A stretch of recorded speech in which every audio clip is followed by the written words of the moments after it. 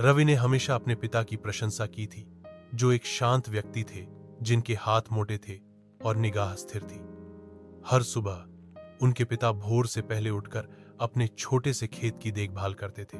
कभी शिकायत नहीं करते थे, कभी शेखी नहीं बघारते थे।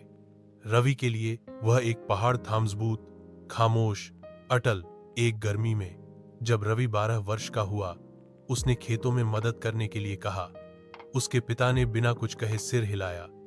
पहले कुछ दिन बहुत थका देने वाले थे। सूरज था मैं, निर्दयी, मिट्टी कठोर, और रवि की बाहें प्रयास से दर्द कर रही थीं। एक शाम वह निराश होकर जमीन पर गिर गया। तुम इतने कम के लिए इतनी मेहनत क्यों करते हो? उसने पूछा। उसके पिता उसके बगल में बैठ गए और चुने। उसने एक छोटा सा बीज उठाया। यह कुछ भी नहीं दिखता है, उसने कहा, लेकिन अंदर जीवन है। हम इसे समय, देखभाल और आशा देते हैं। एक दिन यह बढ़ता है। काम भी ऐसा ही है।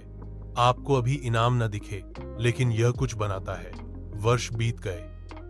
रवि ने पढ़ाई की, अंततः शहर चला गया।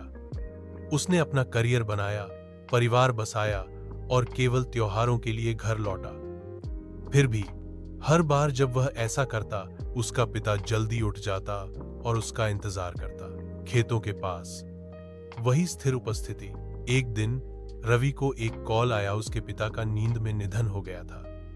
घर आकर उसे अपने लिए छोड़ा गया एक छोटा लिफाफा मिला। अंदर एक बीज और एक नोट था। लगातार बोते रहो, लगातार उगाते रहो। रवि खेतों में चला गया। उस मिट्टी में घुटने टेक दिए जिसे उसके पिता ने कभी जोता था, और बीज को धरती में रख दिया। वर्षों में पहली बार वह समझ गया।